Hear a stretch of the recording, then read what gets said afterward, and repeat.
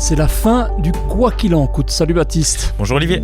Alors, cette semaine, sur le site de Trends Tendance, Damien Ernst, qui est un expert bien connu en matière énergétique, nous disait « On continue à sous-estimer la gravité de la crise énergétique ». Alors, on en parle évidemment de la crise énergétique, mais lui dit que les prix, pour le moment, n'ont pas encore intégré toute la mesure de la gravité de la crise et qu'on pourrait même assister à des pénuries. Tout dépend évidemment de la manière dont le conflit va évoluer au Moyen-Orient. Donald Trump souffle le chaud et le froid. Les Iraniens ne sont pas très réceptifs à ses envies de parler.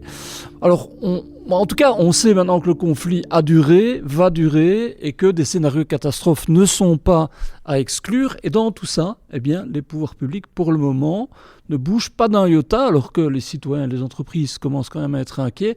C'est la fin du quoi qu'il en coûte. En tout cas, c'est la grande hésitation, ça c'est clair. D'abord au niveau fédéral. Alors on sait qu'il y a eu des réunions intercabinets, donc ils se penchent sur le sujet. Il ne faut pas croire qu'ils ne font rien là-dessus.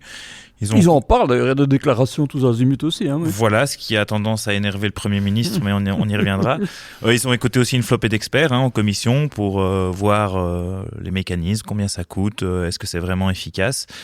Pour le moment, c'est clairement, comme tu l'as dit, la temporisation, parce qu'on ne sait pas très bien où va cette crise. Un expert de la CREG disait, pour l'instant, la facture, c'est quelques dizaines d'euros en plus par mois pour la facture des citoyens. Bon, c'est pas gai, c'est pas agréable. C'est même dur pour certains, mais c'est gérable, entre guillemets. Et donc voilà, on sait, on l'a déjà dit, je pense à ce micro, mais que selon le parti, les engagés visent un plafonnement du gaz. Le MR veut plutôt jouer sur les carburants, avec le fameux cliquet inversé. Vorreut veut cibler et élargir, si possible, le tarif social. Donc voilà, et alors là-dedans, au milieu de cette mêlée, il y a Bart De Wever, toujours ce grand pragmatique qui d'abord constate que son budget n'est pas celui qu'il escomptait et que donc les moyens financiers sont très limités. Donc ça permet aucune largesse et ça ne permet pas de... Il avait déclaré... dans ses interviews à la presse francophone il y a une dizaine de jours, il avait déjà dit « Moi, je ne vais pas gaspiller des milliards tant que la crise n'est pas encore là ». Sous-entendu, tant que les effets ne sont pas très très importants. Tu l'as dit, le budget est compliqué. On sait qu'il est toujours à la recherche de quelques 5 milliards, que certaines autorités, institutions qui font autorité disent qu'on devrait plutôt être à 10 ou 11 à l'horizon 2029. Et que, en plus de ça, son budget ne cesse de recevoir des coups. Cette semaine-ci, il y a encore eu le non-vote par un peu d'amateurisme de la part de la majorité de la loi programme, qui devait contenir notamment le plafonnement de l'index et l'augmentation des accises. Alors on peut se dire, c'est d'ailleurs ce que Paul Magnette dans l'opposition disait, c'est peut-être pas plus mal qu'on n'augmente pas les accises, parce qu'en plus de la crise, on aurait eu une augmentation supplémentaire des prix, mais toujours est-il qu'on se retrouve quand même dans une situation où le budget ne trouve pas d'issue, et c'est clair que dans un contexte comme celui-là, revenir à ce fameux quoi qu'il en coûte, ça semble improbable en fait. Mais oui, juste sur ce point, des mesures de l'Arizona et budgétaires qui ne sont pas prises ou pas prises à temps, voire abandonnées, ça a déjà coûté près d'1 milliard d'euros. Tout cumulé. Donc on voit que les problèmes, effectivement, s'accumulent. Oui, et ça ne concerne pas que le fédéral, parce qu'on pourrait dire, à la limite, les autres niveaux de pouvoir ont des cartes à jouer sur ce point-là, mais ça ne bouge pas non plus. Mais non, j'ai posé la question, tout simplement, au gouvernement wallon, parce que du côté du gouvernement flamand, on commençait à se réunir, à parler de est-ce qu'il fallait rembourser les certificats verts. Enfin voilà, c'est un exemple de mesure concrète. Là aussi, au gouvernement wallon, on temporise clairement. Adrien Dolimon l'a dit dans une réponse à un député, le quoi qu'il en coûte, ce n'est plus possible. De nouveau, voilà, c'est dit.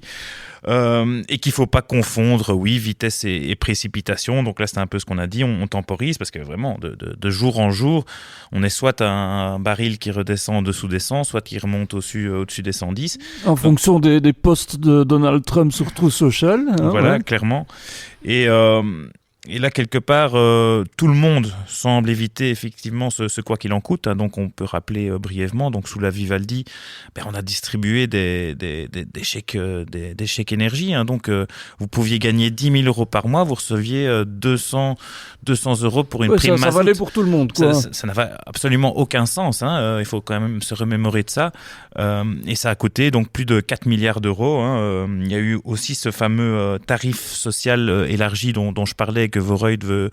Et là, clairement, le MR, Georges-Louis Boucher l'a dit en radio, je pense que c'était mardi matin ou mercredi matin, pas question de privilégier un statut qui est accordé souvent aux non-travailleurs et donc voilà, c'est toujours cette différenciation avec la classe moyenne et la classe inférieure, il veut pas faire de différence. Donc on voit que les débats politiques vont revenir. En fait, on dépend tous d'un certain homme à Washington. Oui, et de ces coups de sang, j'allais dire, de ces atermoiements, ou de ces contre-vérités, ou de ces impulsions, selon ce que l'on en pense. C'est vrai que, en fait, tout le monde joue un peu la montre en se disant, finalement, ce conflit va peut-être se terminer plus vite qu'on ne le pense. Il y a les midterms qui arrivent aux États-Unis, donc Donald Trump n'a pas intérêt à ce que ça s'éternise, mais ça souffle le chaud et le froid, je disais, parce qu'en même temps, il parle du fait qu'il y aurait des négociations avec Téhéran, il y aurait un plan de paix en 15 points, etc. Et en même temps, beaucoup d'experts disent qu'ils sont en train d'amener tous les militaires susceptibles de faire une intervention terrestre. Donc, c'est pas trop sur quel pied danser, c'est sans doute le but. Moi, j'avoue que Régine Desmoulins est détestable et je pense que comme la majorité des gens, je serais heureux qu'il tombe. Et ils m'ont quand même fait sourire quand ils ont dit en fait, pour le moment, les États-Unis négocient avec eux-mêmes. Ça voulait quand même un peu tout dire. Bon, après, on sait qu'il y a des intermédiaires et que ça pourrait jouer.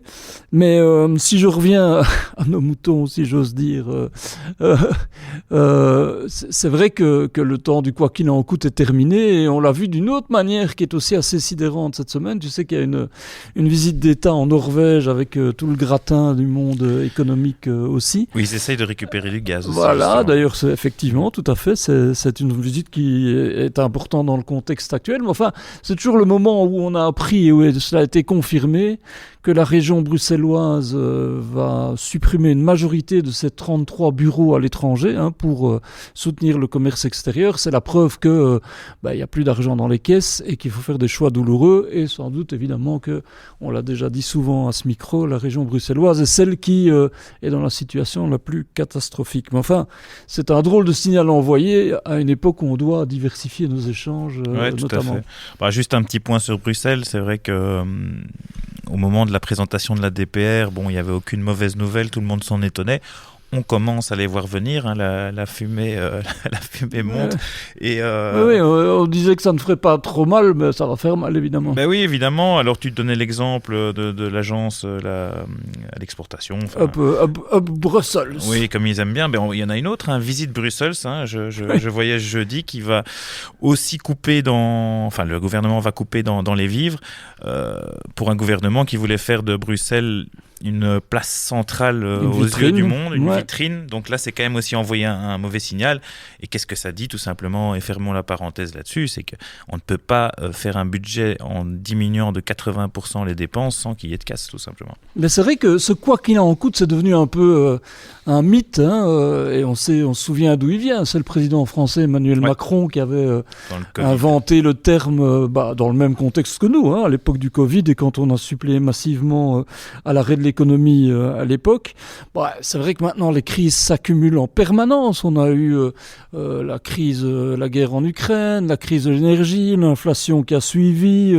On a maintenant cette nouvelle guerre. C'est en permanence des chocs et des chocs importants. Le problème, c'est que en détériorant nos finances publiques, en intervenant massivement, et comme tu l'as dit, parfois en dépit du bon sens, en donnant de l'argent à tout le monde alors que ce n'est pas nécessaire, eh bien, on rentre dans un cercle vicieux et qu'on n'a plus de croissance, on n'a plus de moyens. Ici, en ce qui concerne la guerre au Moyen-Orient, là où il y a un signal d'alarme supplémentaire qui résonne, c'est que tous les experts le disent, j'ai vu qu'aujourd'hui encore l'OCDE le confirmait, c'est que l'Europe va payer sans doute beaucoup plus fort cette crise que les États-Unis qui sont indépendants énergétiquement, ou que la Chine qui a quand même bien anticipé le coup. Donc on a du souci à se faire.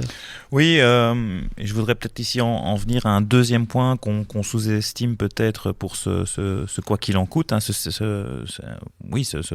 chose qui peut être mauvaise en tout cas en termes de réflexe, c'est le signal prix en fait. Hein. Si on voit que l'État à chaque fois est derrière le citoyen ou les entreprises lors de chaque choc énergétique, comment se rendre compte de notre dépendance énergétique. Alors oui, on le voit au niveau macro, effectivement, on se rend compte que on n'a pas de gaz ni de pétrole ici en Europe. Oui, il est temps de se réveiller là-dessus. Mais c'est surtout en fait dans nos habitudes, parce que tout citoyen qu'on est, si à un moment le prix devient très important, ça nous poussera peut-être à prendre une pompe à chaleur plutôt que et de changer notre chaudière à mazout ou à gaz.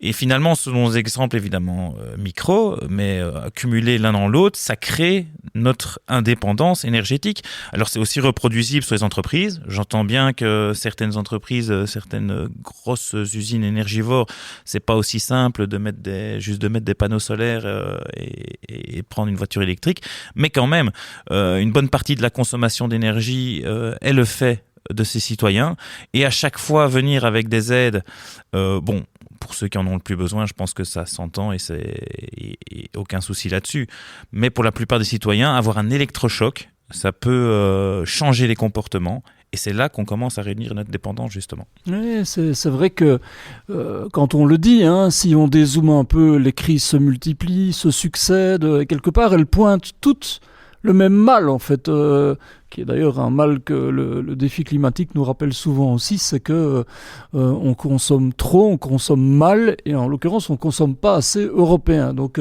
la question de la souveraineté européenne est sur toutes les lèvres, mais enfin, elle est sur toutes les lèvres chaque fois qu'il y a un choc, et en l'occurrence, alors je dis pas que ça bouge pas, il y a des choses qui se font. Le discours de la Commission européenne a quand même singulièrement changé depuis quelques temps, mais on est quand même dans ce problème-là. Et j'ai interrogé Arnaud Zacharie cette semaine, qui est un spécialiste de la mondialisation sur lequel il travaille depuis quelques années. Et lui aussi insistait sur cette nécessité absolue de travailler à la souveraineté. Il disait aussi, attention, parce qu'en fait, ce qui se passe maintenant, cette succession de crises, il y a un lien. Et le risque, c'est que on puisse aller soit vers une extension du conflit de manière plus généralisée, c'est déjà un peu le cas au Moyen-Orient, ça pourrait l'être au-delà du Moyen-Orient. Lui évoquait un souvenir qu'on n'a pas connu, toi et moi, personne d'ailleurs, la guerre des 30 ans au XVIIe siècle, non, on n'était pas nés là, non. Mais c'était à l'époque des conflits régionaux, localisés, avec les mêmes acteurs et qui étaient extrêmement violents. Et c'était un élément de déstabilisation important. Et il le dit joliment, mais ça fait plutôt peur. Il dit, nous retournons à une ère de l'incertitude radicale. Rien de pire pour l'économie que l'incertitude radicale. Oui, c'est ça. Et maintenant, on voit peut-être avec une guerre énergétique qui va devenir peut-être mondiale. Bon, on va aller prendre l'air dehors. Hein, oui. Merci Baptiste. Merci Olivier. C'est tout pour aujourd'hui. Vous vous intéressez aussi à l'actualité boursière et au conseil des investisseurs. Alors retrouvez-nous également sur le canal Trends Bourse. À très bientôt ici sur Trends Tendance et sur Trends Bourse.